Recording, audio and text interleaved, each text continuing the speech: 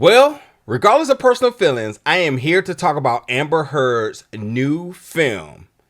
And here is my review of that film right now.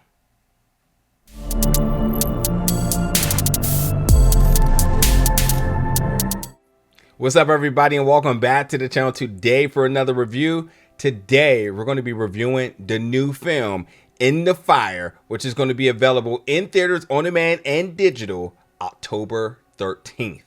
Yes, Amber Heard is back on the big screens, and I'm not here to give you my opinions about her personally, but her as the actress who I think we pretty safely and confidently across the board can agree that she is at least a watchable actress, but I think she's a solid actress nonetheless. And so I was definitely interested to see what her next film would be outside of everything that's happening, and that brought me to this film, In the Fire. So nonetheless, you know, her name alone was like, okay, let's see what this is about. And it is a period piece. It does take place in 1890s.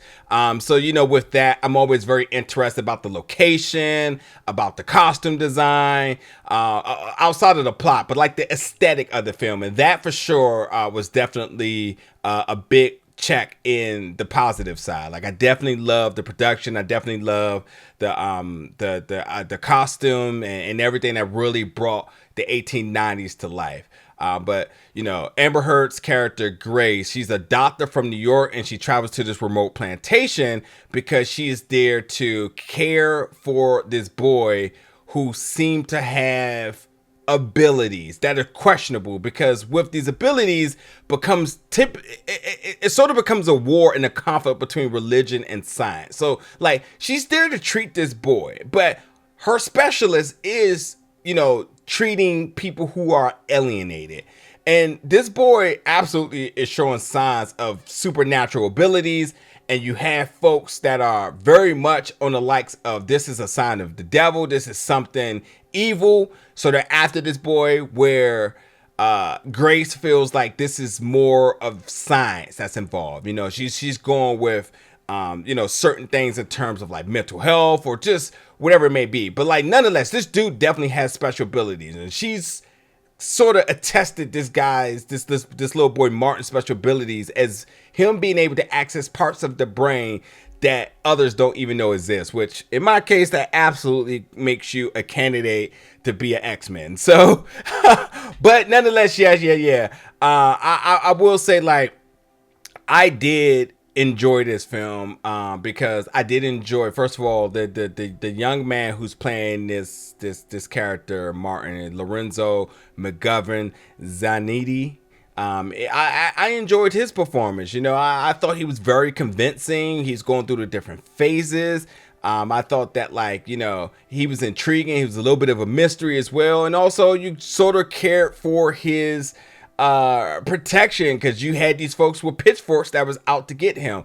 But then he also had these crazy looking eyes, and those eyes definitely was like, this is an origin story for some mutant, and then we are eventually going to see this dude somewhere down the line become an X-Men. That's just it. So a part of me, and the comic book nerd in me, was like, yeah, that's what's drawing me now, you know.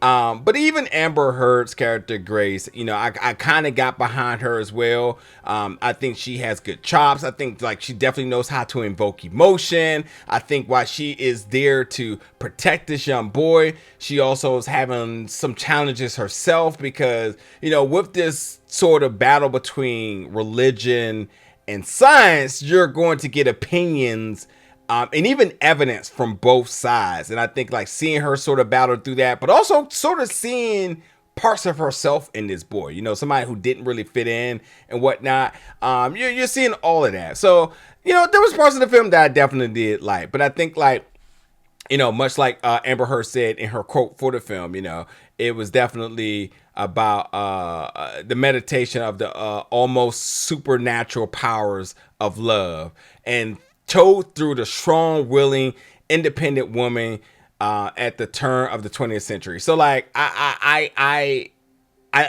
to kind of sum that up in my own words, seeing somebody who was sent for a job, who absolutely started to become this nurturing friend, mother, whatever you want to call it, for this little boy, and also trying to create a measure of love around him where there's all this war and turmoil after him, just because he was different.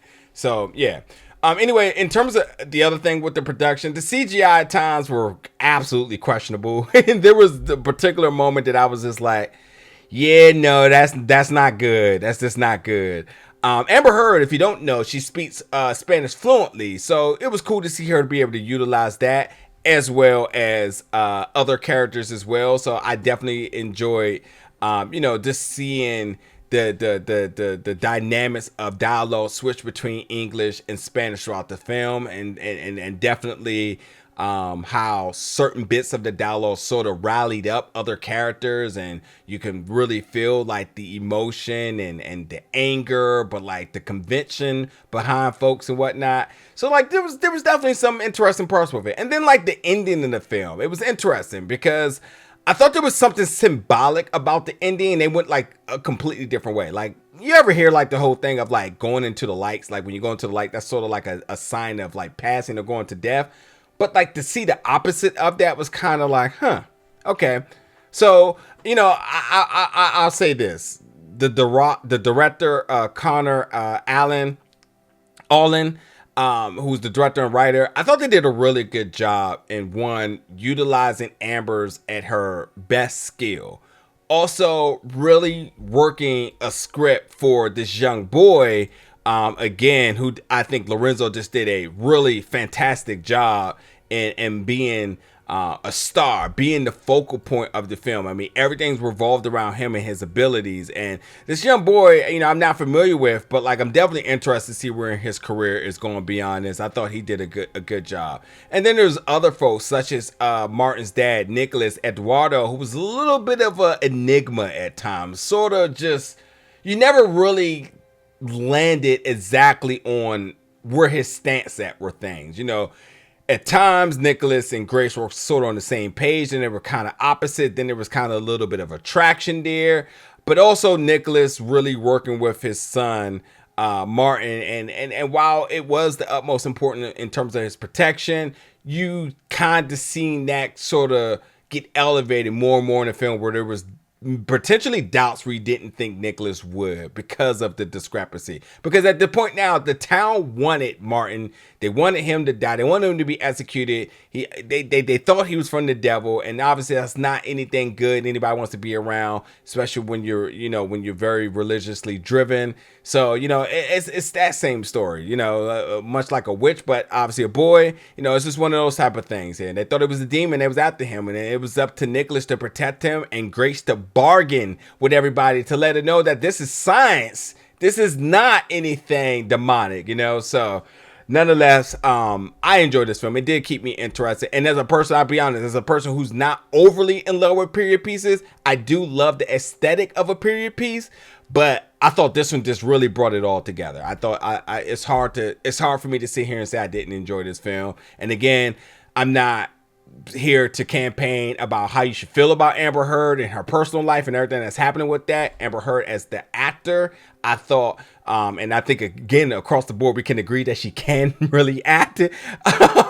She did a good job, and her name definitely brought me in, and then I was definitely surprised by some of the other names I was introduced with. So Connor, the director and writer, along with some other co-writers, I thought they did a good job with this film, and I definitely think this should definitely be worth a watch if you are at any means interested, and you get a chance to check this out in theaters, on demand, and digital October 13th, folks. Let me know in the comments your thoughts about this film, your thoughts about the ending as well. Did you find anything sort of symbolic with the ending, much like I did?